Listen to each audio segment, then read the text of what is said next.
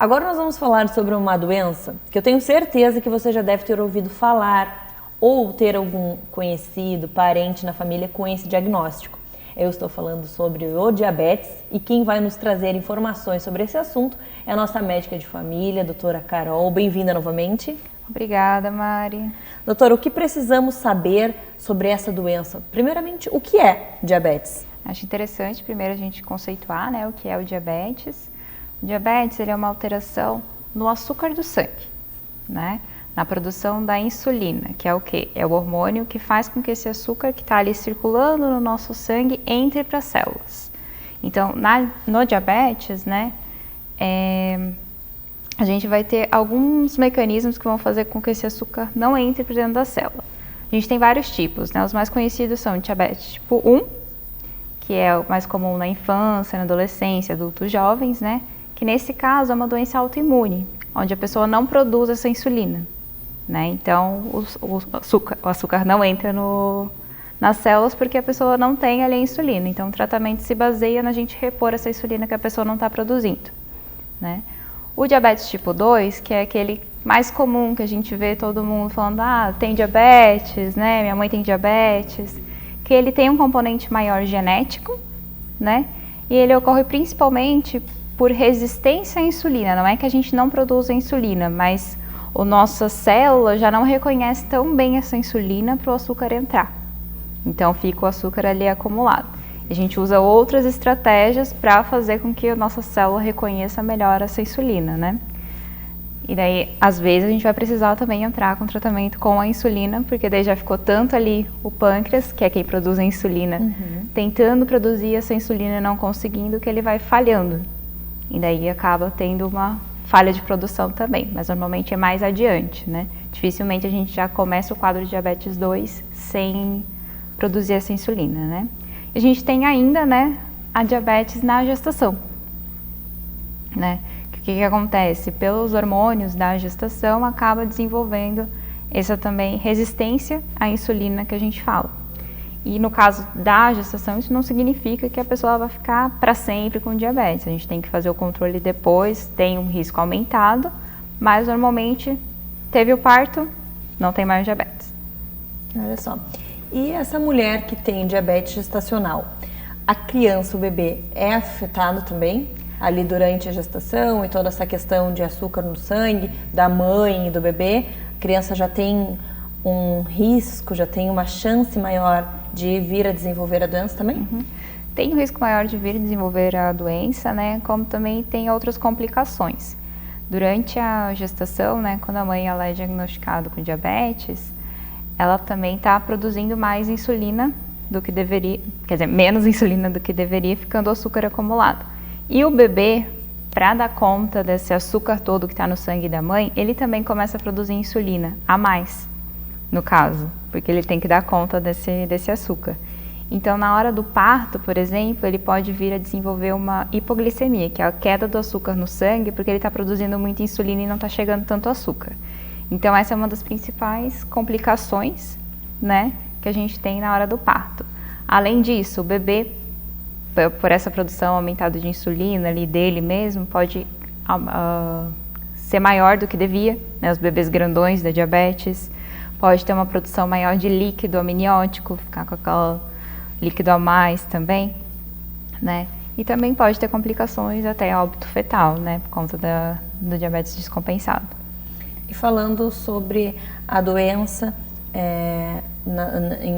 nos pacientes, Fui diagnosticado. Tem o que eu possa fazer? Tem uma causa?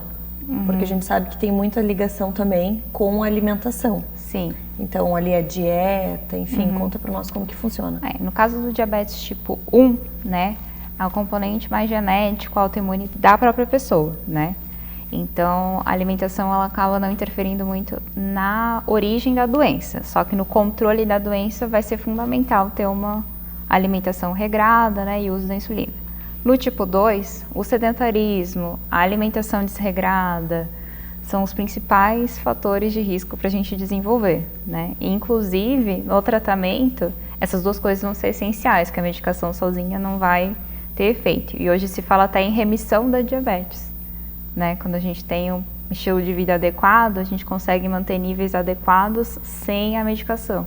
Olha só. Né? Mas isso, claro, tem que ser bem acompanhado, né? A pessoa nunca vai deixar de ter diabetes, mas vai poder não estar tomando tanta medicação, né? Então a gente sabe que o paciente com esse diagnóstico necessita da medicação, então existe aí essa possibilidade de, através da alimentação e da atividade física, talvez diminuir ou até eliminar a medicação. Exatamente. Olha como é importante, tudo que a gente fala, que a gente conversa aqui, todos os assuntos que a gente traz, a gente sempre frisa a importância da atividade física na vida e da alimentação saudável, e tá aí mais um caso onde também é fundamental, né? Adorei. Obrigada por todas as informações. E se você ficou com alguma dúvida, se você quer entender um pouco mais sobre esse assunto, se tem alguém aí na sua família com diabetes, entre em contato conosco, vai lá no Instagram do Minuto Mamãe e Bebê, procura a doutora Carol e já agenda uma consulta, conversa direto com ela e tira todas as suas dúvidas, né, doutora? Isso mesmo. Obrigada e até a próxima. Obrigada, Mari.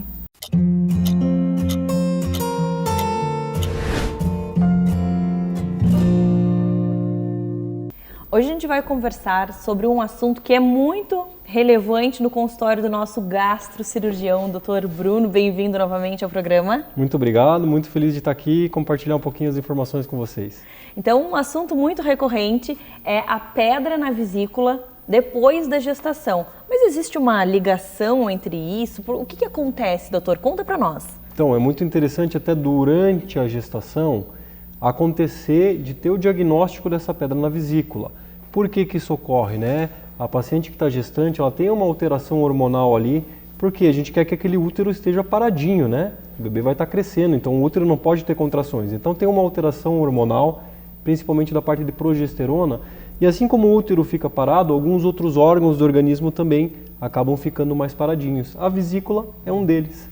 Essa vesícula fica mais preguiçosa, e uma vesícula preguiçosa, o que acontece? Tem um acúmulo dessa bile e tem a predisposição de formar novos cálculos. E aí vai começar a ter essa pedrinha da vesícula, que porventura pode ter sintomas, né, que seria dor, náuseas, entre outras complicações, como a inflamação da vesícula, ou até migrar uma pedrinha para o pâncreas, causando pancreatite, que é uma complicação bastante grave. Então, quando tem esse diagnóstico, a gente tem que investigar e ver o que fazer.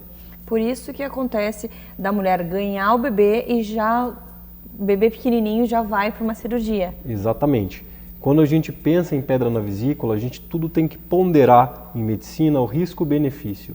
Quando que a gente vai operar essa paciente? Enquanto ela ainda está gestante? Obviamente a gente vai tentar evitar essa cirurgia na gestação. Pacientes que estão assintomáticas com poucos sintomas, a gente pode esperar vir esse neném e depois disso aí a gente programar uma cirurgia eletiva. Tá? Mas acontece que tem alguns pacientes que podem ter a complicação. Uma inflamação na vesícula, porventura, não pode esperar. Então, eventualmente, pode ser necessária a cirurgia nesses pacientes, sim.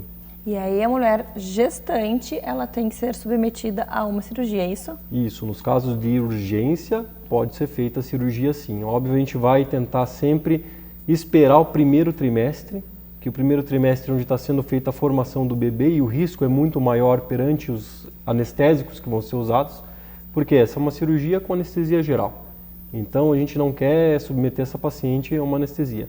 E no terceiro trimestre o útero às vezes está muito grande, a gente não consegue ter um bom acesso à vesícula. Então o tempo ideal que alguns autores falam seria no segundo trimestre da gestação, se o paciente está tendo muitos sintomas ou eventualmente uma inflamação, seria o melhor tempo. E o mais interessante é que os estudos mostram que a cirurgia por vídeo, por laparoscopia, pelos pequenos furinhos, é a melhor técnica até para pacientes gestantes. Então, na gestação a gente sempre vai tentar evitar, mas se não tiver como, paciente com muita dor ou crise de inflamação, pode ser necessária a cirurgia de urgência por vídeo. Olha só que interessante, a cirurgia de vídeo ela veio realmente para revolucionar e quando a gente pensa em cicatrização, pós-operatório, tudo que envolve cirurgia com vídeo é mais rápido, né? Exatamente. A cirurgia laparoscópica ela é diferente daquela cirurgia antiga que a gente fazia os grandes cortes. A recuperação é mais rápida, a gente tem menos dor e maior controle no pós-operatório.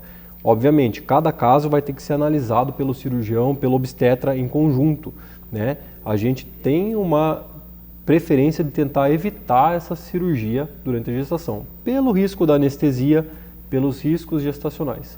Mas tudo em medicina a gente vai avaliar o risco-benefício e, em casos que não há possibilidade, a laparoscopia pode sim, cirurgia por vídeo pode ser realizada na gestação com segurança. Perfeito. E daí, se a paciente está sentindo dor, é tranquila a medicação durante a gestação também? Sim, na maioria das vezes a gente vai utilizar medicações que não vão afetar o neném e o manejo conservador ele consiste de algumas medicações para controle dessa dor. Se a paciente teve um controle adequado da dor com medicações, ótimo, a gente espera aquilo ali esfriar o processo, dá um tempo para ganhar o neném e opera depois quando já nasceu o nenenzinho, né? Então, a medicação pode ser um grande aliado também. O que a gente tem que sempre analisar? Risco-benefício, né, na gestação. Quando que a gente vai operar? Principalmente pacientes que estão com muita dor, crises refratárias ou inflamação grave, que altera os exames de laboratório, que a paciente fica com sinais de irritação peritoneal, dor forte na barriga, aí talvez a gente precise atuar de uma maneira mais insistente, mais invasiva, né, até mesmo durante o período gestacional. Já tiveram alguns casos aí que tivemos que operar nessa situação. Entendi. E quando a gente pensa aí no pós-operatório, como é que é esse pós-operatório? Pensando na gestante e pensando na puérpera, na mulher que já ganhou o bebê. Explica para nós se existe alguma diferença ou se o pós-operatório é igual tanto gestante quanto depois que já ganhou o bebezinho. O pós-operatório vai ser igual para todas as pacientes, né? Vai ter um pouco de desconforto abdominal, um pouco da dor do gás, que pode dar uma dorzinha no ombro, e a gente vai sempre orientar uma dieta leve, com pouca gordura nesse pós-operatório. Por quê? Para evitar uma diarreia que pode acontecer no pós-cirúrgico da vesícula, né? E os cuidados de evitar esforço. Então, quando a gente faz por vídeo, a recuperação é mais rápida. Em torno de 15 dias a paciente já não vai sentir mais nada. Nossa, é uma diferença, né?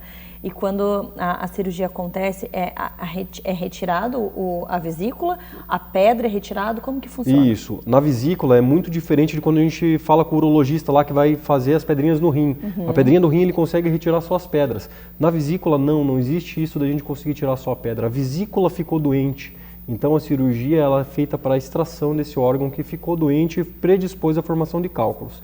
Não tem uma técnica, não existe até hoje uma técnica que a gente consiga remover só os cálculos da vesícula biliar. A cirurgia feita é a colecistectomia, significa o termo técnico retirada da vesícula. E aí também o paciente nunca mais vai passar por essa situação novamente, porque o órgão não está mais ali, né? Isso, a gente tira o fator causal do problema e também tira as chances de complicações. Uma delas, a mais importante, é uma pancreatite. Olha só que interessante. Adorei. Obrigada por dividir conosco tantas informações. E se você tem mais dúvidas sobre esse assunto, se você quer entender um pouco mais sobre pedrinhas na vesícula, entra em contato com o nosso gastrocirurgião. Você é só acessar o Instagram do Minuto Mamãe Bebê e colocar Dr. Bruno. Lá você vai encontrar o Instagram dele e lá você vai poder conversar direto com ele até marcar uma consulta, né, doutora? Com certeza. Estamos aí à disposição.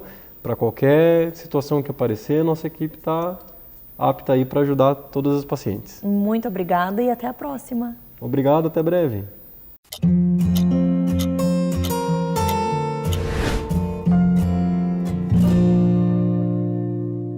O assunto de hoje é torcicolo congênito e como identificá-lo.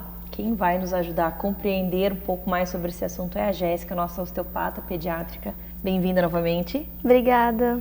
Então, eu queria entender quais são os sinais, como que a gente percebe que aquela criança tem um torcicolo congênito? Bom, a gente já falou aqui muito sobre as consequências desse torcicolo e uma das consequências imediatas que esse torcicolo traz na vida do bebê é a assimetria de crânio. Então, uma das formas que a gente tem de identificar é quando a gente pega o bebê, normalmente durante o banho, que aí o cabelinho está bem colado na cabeça, e a gente vê essa cabeça de cima, e a gente vê que tem uma parte da cabecinha que está achatada, muitas vezes de um lado só. Às vezes, esse mesmo lado que está achatadinho atrás, é um lado que a testinha também tem tipo de um galinho na frente, né? Que a gente chama de bossa aqui do frontal.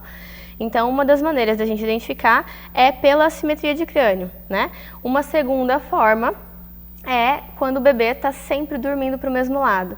Então a gente olha para esse bebê, ele está sempre ou com a cabeça inclinadinha, ou ele sempre dorme virado para o mesmo lado, ou quando a gente vai deixar ele para trocar uma fralda, ou deixar ele no berço, a gente vê esse bebê todo em vírgula, né? Ou em banana, que a gente fala, né? Então aí é quando o torcicolo ele se estende ao longo do corpinho todo. A gente fala sobre um torcicolo postural também. Então são duas formas da gente identificar a posição viciosa da cabeça e quando a gente olha de cima, se esse torcicolo já tem há bastante tempo, já tem algum tempo, a gente vê esse achatamento, essa planificação na região posterior ali da cabeça.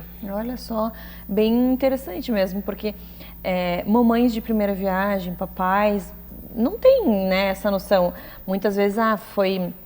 A cabecinha tá assim porque foi do parto. Então a gente tem essas informações e isso atrasa um diagnóstico, atrasa procurar um profissional para ajudar e atrasa no resultado, né?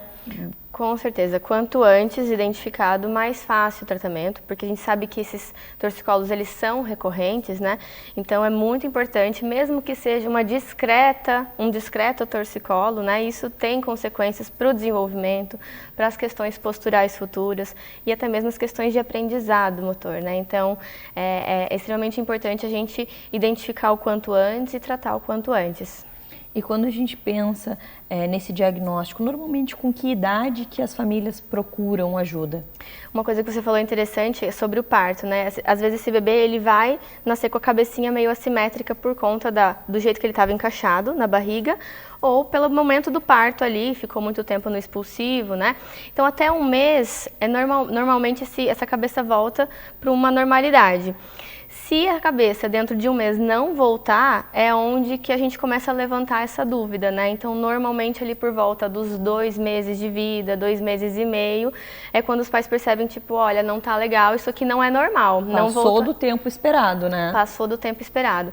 Então, o ideal que a gente fala é até 2, 3 meses no máximo, passar por uma consulta, por uma avaliação de um osteopata pediátrico para reavaliar, porque às vezes em casa a gente também não consegue identificar, né? Mas tem um teste que a gente pode fazer para ver se esse bebê tem ou não o pescoço livre, que é o teste de rotação da cabeça. Então, os pais podem pegar a cabecinha dos seus bebês e rodar de forma passiva mesmo, de um lado, com gentileza, e do outro, e ver se a cabeça vai com a mesma amplitude para os dois lados. Então, o que a gente espera que aconteça? Que o bebê encoste a bochechinha no sofá, na cama, para os dois lados. Se ele apresenta uma dificuldade, sabe quando a gente tem torcicolo, que a gente leva o ombro junto? Se esse bebê faz esse encostar na bochechinha, na maca ali, né, com essa rotação de ombro junto, significa que tem alguma tensão que puxa. Então, é um jeito também de você fazer um teste em casa e poder identificar se existe alguma limitação ali de movimento. Olha só que interessante. Então, em casa, os pais podem, sempre com muito cuidado, né, fazer essa rotação para ver se vai junto ou se vai livre. Exato. Adorei, porque eu sempre digo que a gente tendo informações, a gente está munido do que a gente precisa. Então, assim, os pais se sentirem seguros e buscarem todas as técnicas e tudo que é fornecido para tirar suas dúvidas, mas lembrando que nada dispensa o olhar de um profissional capacitado. Então, assim, ficou com alguma dúvida, eu acho que virou um pouquinho, busca ajuda profissional, porque o profissional capacitado ele vai saber realmente se tem algum torcicolo ali, se tem alguma tensão e resolver o assunto, porque depois das sessões muda totalmente o corpo do bebê, né? Na mesma sessão, né? O bebê já sai com uma amplitude de movimento diferente, os pais já percebem essa diferença, né? E aí, realmente, existem exercícios também em casa para manter, né? Então, quando você vai a um profissional, você é bem orientado, né? De uma forma mais específica. Não é só a gente ficar tentando rodar a cabeça para o lado, a gente precisa soltar esse pescoço, né? Então, o tratamento, ele depende, sim, de um profissional, de um olhar profissional e de uma terapia realmente manual ali para poder liberar essas tensões. Sabe uma coisa que eu acho bem perigosa, que eu gostaria de falar aqui, é que às vezes as pessoas, os pais, buscam algum vídeo na internet e acabam querendo reproduzir em casa, porque, eu vou conseguir. Só que, na verdade, aquele profissional, ele passou por um curso, ele estudou, são técnicas que ele aprendeu. E aí você vai testar essa técnica num bebezinho e aí pode sim vir uma lesão, né? Algo que não precisava acontecer se essa família buscasse ajuda profissional. Então, como eu acho complicado, a internet tem muita coisa boa, mas ao mesmo tempo é muito perigoso da gente achar que, se eu tô vendo aqui nesse vídeo eu posso fazer. Quando a gente fala de saúde é algo bem diferente de uma receita de bolo, né? Exatamente. Sempre cabe uma avaliação. Sempre falo isso também nos conteúdos que eu acabo fazendo, né? Também para ajudar. A gente dá a informação como uma forma de rastreio, né? Para os pais. Que é ótimo. Exato. Mas que não dispensa uma ajuda profissional, uma orientação específica para aquele bebê. E quando a gente fala aí sobre o diagnóstico, o bebê foi avaliado por você, sim, tem torcicolo. Quantas sessões geralmente são necessárias para ter um resultado já? Isso depende bastante do grau, né, de severidade desse torcicolo e de quanto tempo esse bebê tem. Então a gente tem uma classificação, né? Mas em geral, com uma sessão, esse bebê vai sair mais livre. Porém, a gente fala que precisa de um acompanhamento até esse bebê estar andando, né? Porque depois que ele está em pé, ele vai compensar essa inclinação da cabeça com a coluna. Então, a gente faz um acompanhamento ao longo do primeiro ano inteiro, assim. Mesmo que esse bebê esteja com a cabecinha, com o movimento livre da cabeça, né?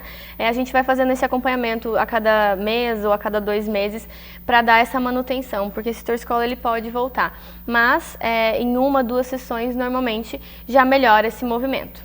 E existe alguma relação de um bebê que teve torcicolo congênito na vida adulta ser mais propenso a ter torcicolo? Com certeza, né? Por essa memória muscular, né?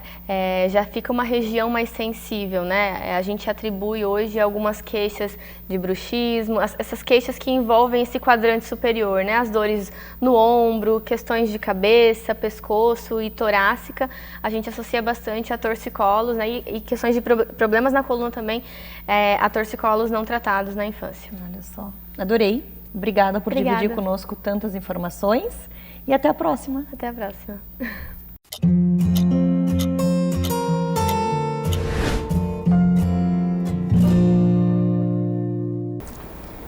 Você já deve ter ouvido falar em puericultura. Hoje a gente vai falar um pouquinho sobre esse assunto mais aprofundado com a nossa pediatra, falar sobre a importância das consultas de rotina durante esse primeiro ano da criança. Porque às vezes a gente fica pensando, o bebê não está doente, não precisa levar no médico, mas não é bem assim, né, doutora? Exatamente. Então, bem-vinda novamente. Obrigada. Queria entender um pouquinho como que é dividido esse ano de consulta, de quanto em quanto tempo é indicado o bebê ir até o pediatra e qual a importância de cada consulta. A gente sabe que existem fases, tanto que se fala nos trimestres, então coisas que precisam ser acompanhadas e não só pesar e medir, né? Exatamente, o pediatra é muito mais do que pesar e medir, né? A gente divide esse primeiro ano da criança principalmente em consultas mensais. Recém-nascido a gente acaba vendo, às vezes, vendo uma semana, vendo a outra. Recém-nascido a gente vê mais seguido, mas, por exemplo, a partir de 1 mês, consultas mensais. Dependendo do caso, uma criança um pouquinho mais velha, lá para já uns 7, 8 meses, a gente consegue, às vezes, dar uma espaçada na consulta, mas depende muito de cada caso. Mas geralmente a gente vê, são consultas mensais até 1 ano de idade, aí a partir de 1 ano a gente dá uma espaçada a cada 3 meses, nos 2 anos a cada 4, a partir dos 3 a cada 6 meses e consultas anuais a partir dos 5 anos de idade. Perfeito. E quando a gente pensa nesse primeiro ano de idade, fala um pouquinho para nós sobre esses encontros. No primeiro mesinho, o que vai acontecer, né, vocês avaliam, conta um pouquinho para nós, depois na consulta de 6 meses, para a gente entender o que acontece durante cada época, né, cada fase, e a importância da mãe levar, da mãe, do pai, do responsável, levar e não perder essas consultas porque a criança não está com nenhuma doença. Exato. Os 2 primeiros anos da criança são os mais cruciais da vida dela. Os 6 primeiros meses, então, nem se fala. Tá? Tem muito fator externo que acaba atrapalhando o desenvolvimento da criança e que pode corresponder ali, ter sequências para o resto da vida dela. Então a gente não só pesa e mede, lógico que a gente precisa fazer isso é fundamental, mas o pediatra avalia sono, avalia desenvolvimento, avalia a questão do hábito intestinal, vê se não tem alguma alteração na ausculta, vê sobre as vacinas, se estão todas em dia, se estão atrasadas, se a criança está tomando alguma vitamina. E a criança tem a questão dos marcos de desenvolvimento. A cada mês, essa criança precisa atingir determinados marcos de desenvolvimento. Por exemplo, eu preciso que uma criança, a partir dos 4 meses, ela comece já a querer se colocar de lado. Com 5 meses, que vire de barriga para baixo. Se uma criança que não faz um acompanhamento adequado, chega nos 6 meses, a criança nem se vira para o lado, essa criança tem um atraso no desenvolvimento. Poxa, por que ela tem um atraso no desenvolvimento? Será que é só falta de estímulo? Será que tem algum problema aí no meio? Então, o pediatra detecta essas alterações precocemente para que tenha algo alterado, para que haja uma intervenção precoce e que isso não traga sequelas para o resto da vida. Então é muito mais, é todo o desenvolvimento da criança. O pediatra não vê só o peso, o pediatra vê a criança.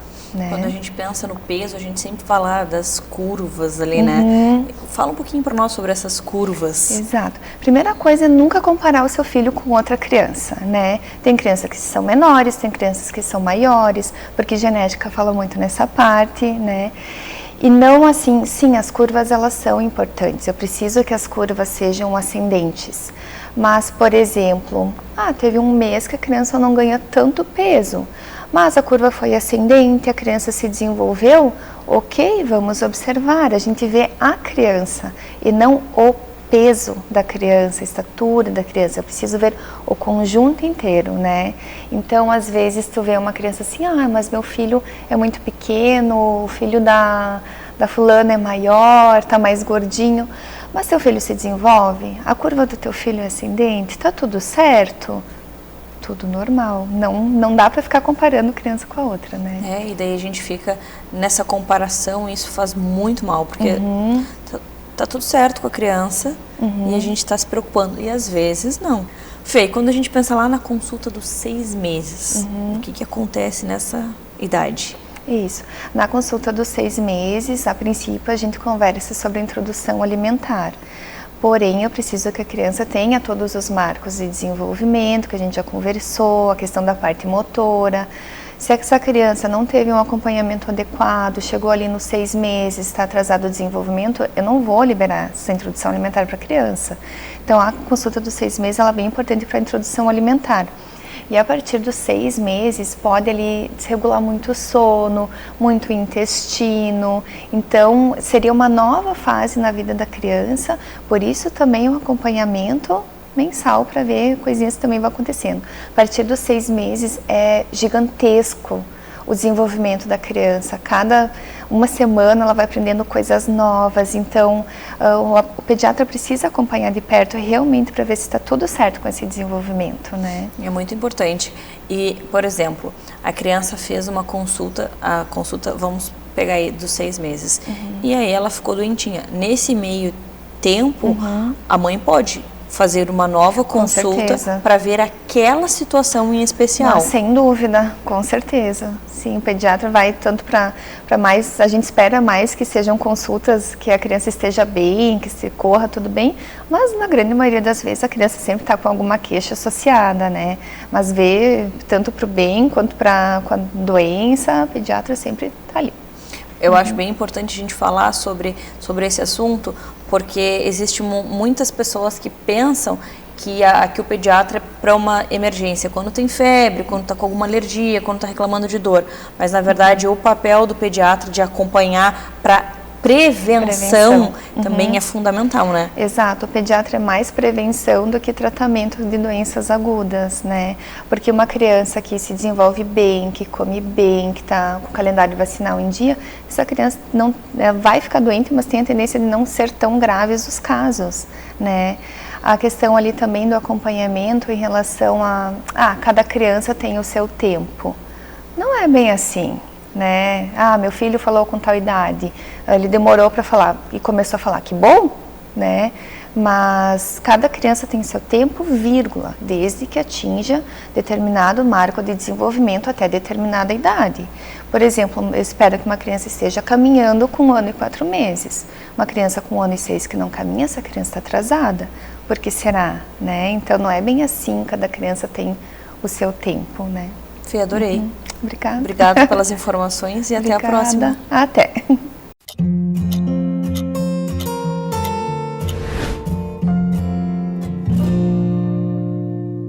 Hoje nós vamos conversar sobre um assunto que eu amo de paixão, que é o cuidado com a pele, com uma especialista no assunto, a nossa querida doutora Deise Castanha. Bem-vinda novamente ao nosso programa. Obrigada, Mari. É um prazer imenso estar aqui com vocês hoje. Doutora, me fala um pouquinho sobre os tratamentos estéticos voltados para o rosto. O que tem de novidade? O que a mulherada tem aí do bom e do melhor para fazer, para cuidar do rosto? A gente está vindo aí do verão, a gente sabe, muito sol, piscina, praia. Então, o que vem aí de tratamento, de injetáveis para o rosto? Então, os procedimentos mais procurados no consultório são os bioestimuladores de colágeno, os preenchedores à base de ácido hialurônico, os fios de PDO, as tecnologias, que aí entra o ultrassom microfocado para estímulo de colágeno. E por aí vai uma gama de procedimentos, mas esses são os mais procurados. São os queridinhos da mulherada. São os queridinhos da mulherada. E falando, a gente fala das mulheres, mas homens também podem fazer, né? Sim, sim, com certeza. Hoje a procura pelos procedimentos vindas dos homens está muito se igualando da mulherada. Os homens também estão bem vaidosos. E isso é muito bom, vaidosos. porque se a gente pode se arrumar, os homens também precisam de ter esse cuidado com a pele também, né? Com certeza, com certeza. Quando a gente pensa nesses tratamentos que você falou, pode falar um pouquinho para nós sobre cada um, como que eles agem no rosto? Para que eles servem? O que é indicado para cada pessoa?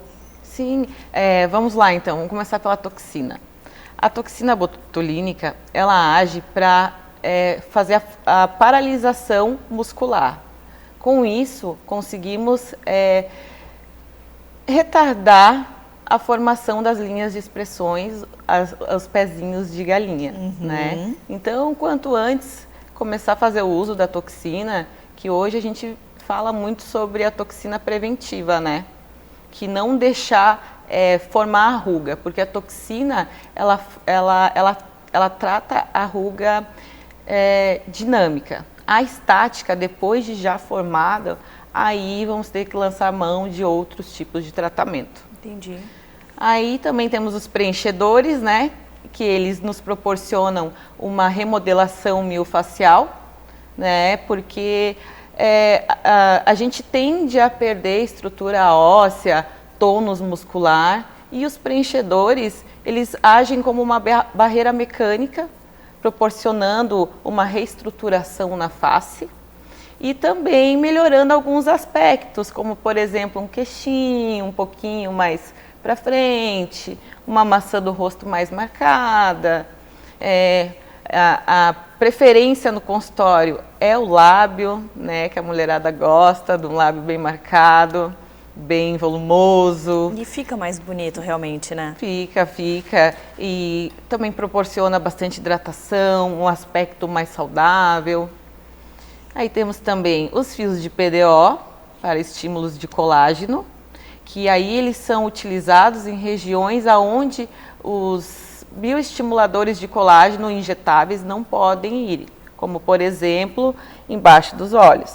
Aqui a gente usa os fios de PDO. E também outras regiões, como glabela.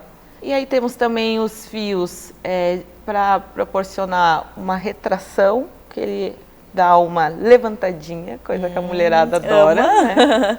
Antes de começar a pensar em fazer procedimentos mais invasivos, como um lift cirúrgico, né? Mas isso a gente já está falando a longo prazo, né?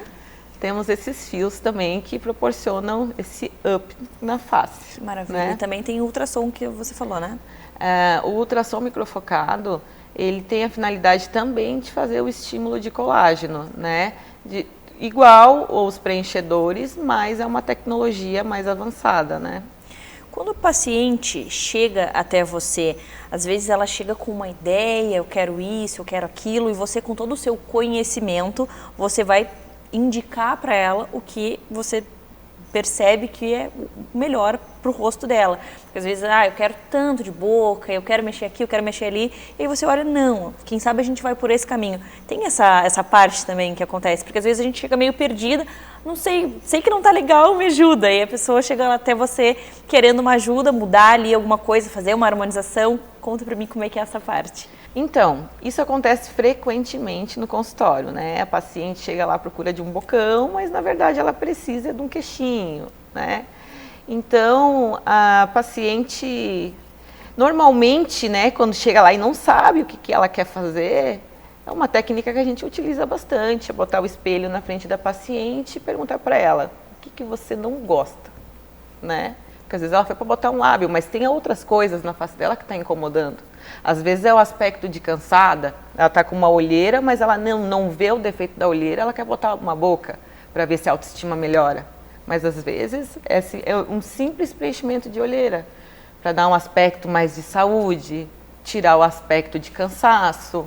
E isso a gente vê muito nas mães, né? Porque a gente sabe que a maternidade é uma fase onde a gente se dedica totalmente para a criança e acaba esquecendo de nós. E passa ali pela gestação, que não dá para fazer muitos procedimentos, que a gente já conversou anteriormente, amamentação, e aí quando vai ver, passou 2 anos, e aí a pessoa chega, me ajuda. E aí com olheira, com várias queixas, às vezes com a ruga, porque não fez ali o botox que tinha que ter feito, né, certinho, então deve ser bem comum isso no consultório, né? É bem comum, mas uma coisa que eu costumo dizer muito, né, que a harmonização facial, ela não é somente injetar, preencher, bioestimular, sustentar, paralisar, não. A harmonização facial, ela é restauradora também.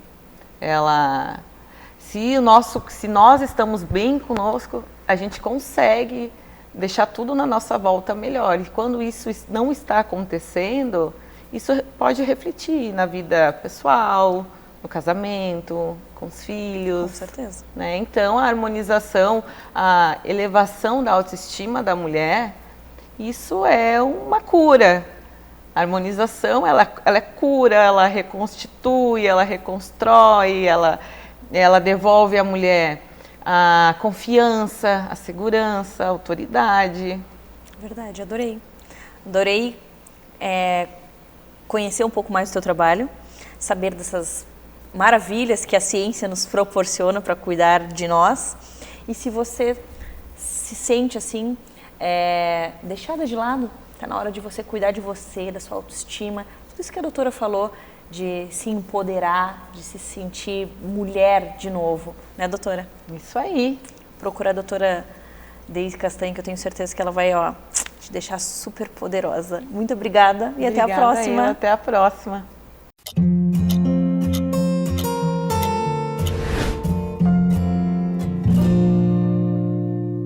Agora nós vamos conversar sobre um assunto muito importante que as mamães têm muita dúvida, relacionada à saúde bucal das nossas crianças. A dúvida é, quando deve acontecer a primeira consulta odontológica do bebê? Quem vai nos responder, tirar todas as nossas dúvidas sobre esse assunto é a doutora Bárbara, nossa odontopediatra. Bem-vinda ao programa Minuto Mamãe e Bebê. Obrigada, Mari, pelo convite. Estou bem feliz de estar aqui e poder falar sobre esse tema tão importante para a gente manter as crianças livres de qualquer problema e com um crescimento saudável.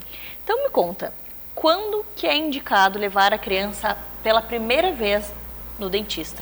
Mari, hoje a gente tem o conhecimento de que a partir do rompimento do primeiro dentinho do bebê, é interessante de que a gente faça as consultas de orientação, que é a primeira consulta odontológica desse pequeno serzinho que está por aí. Por quê? Existem várias crianças que com 10, 11 meses já tem cárie. Já recebi no consultório alguns bebezinhos com cárie. Então, os pais estarem bem orientados para saber como cuidar, por que cuidar, o que eles precisam estar atentos, é muito importante para que esse bebezinho não venha a ter nenhum problema de saúde bucal. quando a gente pensa nessa primeira consulta, mas ele tem só um dentinho, mas logo já começa a vir outros dentinhos e aí vem, parece que numa rapidez, e daí vai quando? Vai levar quando? Quando já tiver com cárie? Então, assim, nessa primeira consulta, o que acontece? Quais são as informações que são passadas? Qual vai ser o diferencial da criança que vai ir no odontopediatra pequenininho ali no primeiro dentinho, da criança que vai levar 1 ano, talvez mais tempo? Mari, então, existem várias informações que a gente acaba passando numa primeira consulta para que os pais saibam o que se atentar nesses cuidados. A primeira coisa são todos os utensílios a se utilizar. Por exemplo, não se usa aquela dedeira que todo mundo imagina que se escove o dentinho do bebê. Não se deve utilizar. Então, a gente sempre orienta direitinho o que tem que utilizar, qual é o tipo de pasta, a quantidade de pasta, em que momentos fazer a escovação, por que fazer a escovação, o que eles precisam observar no dentinho do bebê, que precise ligar um alerta para que a gente faça uma consulta e aquilo ali não evolua para algum buraco, alguma cárie, né? Também é bem interessante nessa primeira consulta a gente se atentar ao crescimento dessa criança, se usa ou se não usa chupeta, para não ter nenhuma disfunção depois em relação à fonação, em relação à estética, em relação à respiração, né? Então são várias informações. Geralmente essa primeira consulta ela leva em torno de 45 minutos, 1 hora, porque é um caminhão de informação que a gente nem imagina que tenha tanta coisa a se saber sobre os cuidados e o crescimento desse bebê. E essa consulta que vai fazer toda a diferença, porque quando a gente pensa aí na quantidade de creme dental, a gente sabe que tem aquela dúvida muito frequente, com ou sem flúor. Exatamente. Quantas vezes usar. Outra coisa que as mães têm muita dúvida, se usa pomada anestésica quando o bebê começa a romper ali a gengiva. Então tudo isso já dá para fazer aquela listinha e tirar as dúvidas todas nessa consulta, né? Exatamente, uso ou não de suplemento, né? Que também interfere em várias situações. Até as mamadas ou alguma má formação dos dentinhos, né? São várias coisas que a gente observa. Na realidade, até em algumas situações, Mariana, hoje a gente já atende esses bebês ainda antes, porque hoje a gente sabe que um frênulo alterado, né, da língua impede uma boa amamentação. Então, às vezes, até recém-nascido, saído da maternidade, a gente faz o atendimento para focar nessa questão do frênulo, né? Então, muitas vezes nem espera o rompimento do primeiro dentinho para estar presente numa primeira consulta odontológica. É verdade. E daí, depois dessa primeira consulta, as mães tiraram todas as dúvidas, perguntaram bastante, ficaram 45 minutos, 1 hora lá com a doutora. Quando é a próxima? Quando que você indica que a mãe volte para uma segunda consulta? De quanto em quanto tempo essa criança precisa ir no odontopediatra para seguir verificando se está tudo certo com a escovação, com o nascimento dos dentinhos e por aí vai? Perfeito, Mari. Isso, na verdade, é uma resposta bem particular, porque depende. Depende de hábitos dessa família, depende se a criança tem algum histórico de ter algum dente fragilizado ou não, depende se a criança utiliza ou não chupeta. Cada caso é um caso, não dá pra gente generalizar, eu não gosto de generalizar. Óbvio que aquela máxima de que a cada 6 meses é interessante de fazer uma consulta, ela também é válida, né? Mas existem inúmeras situações que a gente precisa fazer um acompanhamento em menos tempo, se a criança for uma criança extremamente suscetível a ter alguma coisa, ou se foi alguma criança que já teve alguma coisa, né?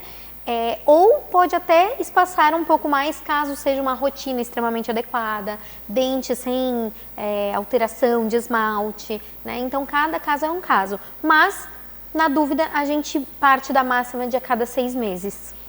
Doutora Bárbara, então me fala, se tu pudesse dar uma única dica para os pais nessa consulta, o que é fundamental, assim, o que seria essa dica? Ai, que difícil, né? Porque são várias coisas bem importantes, mas eu acho que eles precisam se atentar muito bem à coloração dos dentes da criança. Uma dica bem importante que eu dou nessa primeira consulta é que a cárie, ela começa como uma mancha esbranquiçada. Todo mundo acha que o pretinho no dente que é a cárie, o ponto preto. Mas ela começa esbranquiçada. Então, se observar alguma coisa nesse sentido no dentinho da criança, corre para a consulta para a gente observar se é isso ou se não é nada que a gente pode ficar tranquilo. Olha só que interessante, porque muitas pessoas realmente, como você falou, esperam aquele pontinho preto, então é bom a gente ficar alerta que não é o pontinho preto que vem, é uma manchinha esbranquiçada. Por isso, a importância de ir com frequência no odontopediatra, e até os adultos também devemos frequentar um dentista, porque a gente sabe, né, tudo que é descoberto no começo, quando a gente vai tratar, o resultado também é mais rápido. Com certeza. E lidando com crianças, né, Mari, a gente consegue fazer algum tratamento que não seja tão invasivo. E a gente sabe que ir ao consultório odontológico não é algo extremamente confortável quando tem necessidade de anestesia e tudo mais. Envolve dor, né? Exatamente. Então a gente precisa prezar não só pela prevenção, mas por um crescimento sem medo, sem ansiedade para essa entidade que é a odontologia, sabe? Eu acho importante a gente falar também que quanto mais cedo a criança vai no dentista e ela já cria esse vínculo, não tem traumas, e a criança não vai se tornar um adulto com pânico, porque a gente vê muitos adultos, nossa, aquele barulhinho de dentista, eu tenho um pavor de dentista, porque daí já envolveu dor, já envolveu uma pessoa que não foi com frequência no dentista.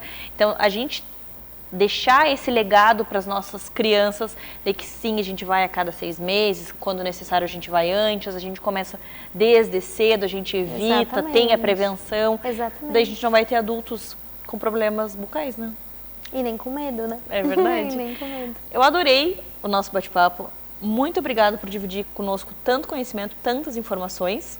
Eu que agradeço, Mari. E se você ficou com alguma dúvida, se tem algum assunto aí que a gente não abordou e que você quer saber, você entra no Instagram do Minuto Mamãe Bebê, procura a doutora Bárbara lá e chama ela, conversa já direto com ela, já agenda a consulta, coloca a consulta em dia aí na sua casa. Eu tenho certeza que você vai gostar muito do trabalho dela.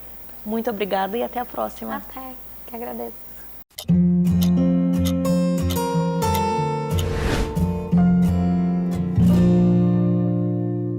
Agora nós vamos conversar com a nossa enfermeira, doula, consultora de amamentação, sobre os encontros para gestantes, sobre os cursos que ela oferece, individuais e em grupo. Sol, bem-vinda novamente ao nosso programa, sempre bom ter você aqui e acompanhar todas as novidades que tu traz.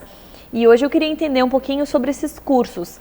Então, você oferece 2 modalidades, uma que é em grupo e outra que é individual. Fala um pouquinho para nós sobre cada uma. Então, Mari, estudar sobre a gestação, o parto, a amamentação é muito importante para os casais, né? Ir para a maternidade já preparado psicologicamente, emocionalmente, faz toda a diferença.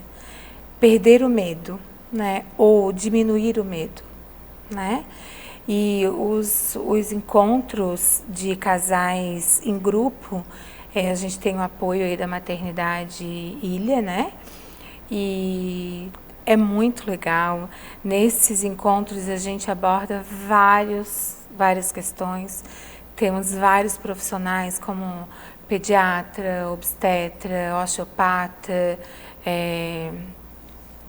eu como enfermeira, consultora de aleitamento materno, doula, enfermeira obstétrica, tenho a minha filha como doula e vários, assim, agora nutricionista. Bem completo. Bem Aquela completo. Equipe multidisciplinar que a gente fala, que muito. a gestante e o bebê precisam, né, Sol? Muito, muito. E nessas abordagens é muito legal porque também tem muita troca. Sabe? Tem casais que estão grávidos de 12 semanas e tem casais que estão quase ganhando. Então tem muita troca, uma dinâmica muito legal, as dinâmicas de casais, sabe? E é o dia inteiro. É uma imersão. É o dia inteiro e já houve oportunidade de a gente discutir sobre isso, vamos fazer em 4 horas, não tem como. É muito assunto. Não né? tem como Ainda fazer mais em 4 vários horas. profissionais. Não tem como fazer em 4 horas porque é muita abordagem, é muito assunto, são muitas dúvidas que a gente tira ali. É verdade. E os cursos individuais, esses sim são menores, porque aí é comigo e com a Luadine, né? Com a minha filha. E esse a gente é também muito legal, porque a gente trata de todo o contexto, assim. O preparo emocional para todo o trabalho de parto, os cuidados com a RN, o banho humanizado, a amamentação, o preparo dessa mama já na gestação, para que quando o bebê nasça, essa mãe já esteja preparada e essa mama também esteja preparada. Então, os encontros individuais, eles são de menor tempo, né, mas também muito aproveitado. Diferente dos encontros com vários profissionais. Então, não tem como o encontro com vários profissionais serem 4 horas, se o encontro individual não é menos que 2 horas e meia, 3 horas, entende? Sim. Então, eu sempre falo que quando eu vou sozinha ainda demora mais, né? Quando a Luadine vai junto, aí é mais rápido, divide, né? Divide o assunto. Mas é muito importante todo casal se preparar para a chegada de um bebê.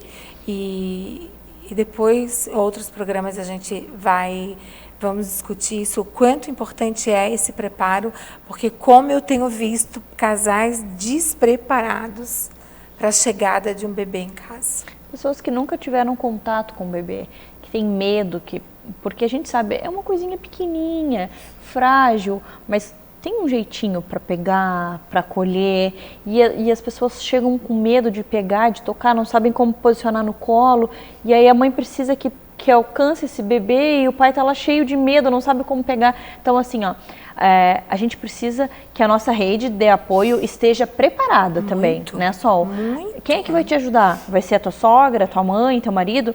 Essas pessoas também precisam saber limpar o umbiguinho ali, o coto, trocar uma fralda, alcançar, virar, enfim, trocar a roupinha do bebê, porque a mãe vai estar cansada, às vezes está depois de uma recuperação de uma cesárea, ou teve parto normal, mas está ali precisando de ajuda. E aí, quem é a tua rede de apoio? Está completamente despreparada. E esses encontros, quando os casais me perguntam, Sol, a gente quer o encontro de casal individual, mas a minha mãe pode ir, meu pai, minha irmã, né, que é madrinha, pode ir quem quiser.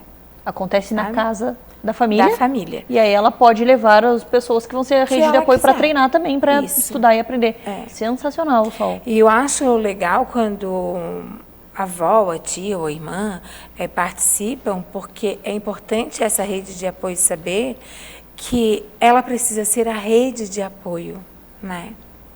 A rede de apoio. Ela precisa saber o que ela vai fazer para ser a rede de apoio, para ela não ser invasiva, né? Ela precisa entender, junto com os pais, que bebê chora, que nem todo choro é fome, entende? Então porque é muito importante.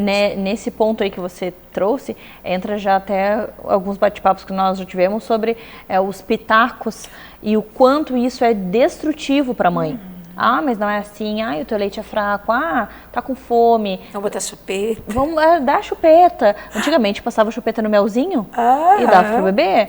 Então, chá. Então a gente sabe que não é indicado. Então, assim, a rede de apoio precisa estar atualizada também. Porque senão a mãe entende do que pode e não pode. E aí fica ali naquele sentimento de sofrendo. Porque a sogra está falando isso, porque não, a gente precisa de uma rede de apoio que esteja na mesma linha. Preparada. Preparada e que saiba o que vai dizer, saiba qual é o papel dela. Como agir no momento, né? Então, por isso que eu acho fundamental esse tipo de treinamento e nós precisamos, a gestante precisa, o pai e a rede de apoio. E então, assim, se você está grávida, se você conhece alguém que está grávida, envie esse vídeo para essa pessoa, envie o contato da Sol. É fundamental você fazer esse curso, essa preparação durante a gestação, porque daí a família inteira vai estar preparada para um grande momento, que é o nascimento de um novo membro da família, mas assim, pode ser muito conturbado se a família não estiver preparada. Cobrança, briga, depressão, pós-parto. Então, quando tem essa união da família e todo mundo está preparado, tudo vai sair de uma forma muito mais leve, né, Sol? muito mais leve. Muito mais leve. Porque o puerpério, como eu sempre falo, né, Mari? O puerpério não é fácil. Não. E se a gente tem uma rede de apoio despreparada, pode piorar muitas coisas. Obrigada, Sol, por trazer essas informações, por pensar nas nossas gestantes. Quem me dera se eu tivesse feito um curso contigo quando eu estava grávida, teria facilitado muito. Mas hoje, então, a gente tem essa possibilidade, não deixa para depois. Às vezes as pessoas investem no enxoval, não que não seja legal, mas acabam investindo em coisas que não são tão importantes quanto fazer um curso durante a gestação. Então, entra no Instagram do Minuto Mamãe Bebê, procura a Sol, fala lá direto com ela e agenda o teu curso, seja individual ou em grupo, qualquer um, os dois, faz os dois já, chama a família inteira. Tem família que faz os dois. Tem família, com certeza, quanto mais conhecimento, melhor, né, Sol? Muito. Quanto mais, melhor. Quanto mais preparado para esse momento, mais leve vai ser. Entende? Porque é um fardo, né? E esse fardo a gente pode fazer ele ser mais ou menos pesado. Muito obrigada e até a próxima. Até.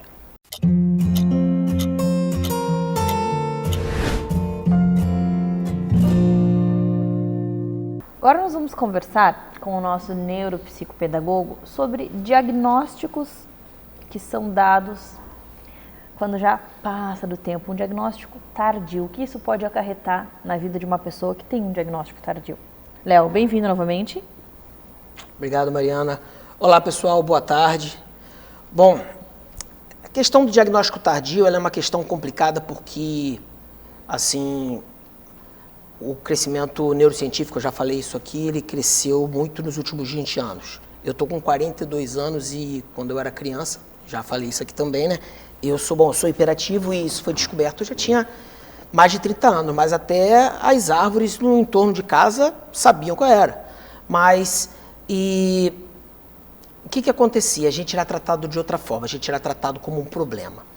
E o que a gente está vendo hoje? Então, falando de uma forma assim mais voltada pela experiência clínica, normalmente eu venho aqui e falo muito tecnicamente, baseado no conhecimento técnico, e hoje eu vou falar aqui baseado no que eu tenho visto. Eu tenho recebido muitos adultos infelizes, que não se entendem, que têm problemas psiquiátricos, problemas psicológicos, eles não vêm tratar esse problema comigo, mas eu recebo e acolho eles porque a vida inteira o cara se sentiu um problema. Diferente, eu não entendo o porquê que eu sou assim. E é muito, ao mesmo tempo é triste, mas é bom a gente fazer parte desse processo que vários pacientes meus falam, é um processo de libertação. Porque a pessoa, não haviam informações antigamente, e hoje em dia muitos pacientes estão chegando e estão se descobrindo, estão se libertando assim. E até uma coisa interessante, a gente está descobrindo muitos pacientes porque os filhos chegam, como hoje há um maior conhecimento, as escolas, os médicos, chegam, essa criança tem tal característica e precisa ser avaliada. Aí o pai pensa assim, poxa, mas são as mesmas que então eu também tenho. Eu também era assim. Ou então é até engraçado, chega assim, eu sempre faço, a primeira consulta comigo, normalmente eu explico como é o procedimento de uma avaliação neurocognitiva, os testes que são feitos, os procedimentos, como são feitas as análises de dados, e na segunda ou terceira eu faço uma anamnese com os pais, eu vou a fundo, eu pergunto parto, como foi a infância dos pais para tentar descobrir por que o filho é daquele jeito. E aí a gente vai vendo que o pai era assim, o avô era assim, que existem vários casos na família assim. E sabe o que eu penso, Léo? Que muitas pessoas, elas não conseguem um trabalho, elas não conseguem se relacionar, elas não conseguem passar num concurso público, elas não conseguem criar uma empresa, enfim, porque elas têm necessidades que não são atendidas. Essa questão ele é diferente, mas o que ele é diferente? O que ele tem? Às vezes ele não consegue se concentrar, como que ele vai estudar? Como que ele vai fazer uma prova? Como que ele vai entrar na faculdade? Então, assim, a gente fica pensando que ele vai se adaptar, ele vai dar um jeito, mas isso pode acarretar e muito no futuro dessa pessoa. Pode.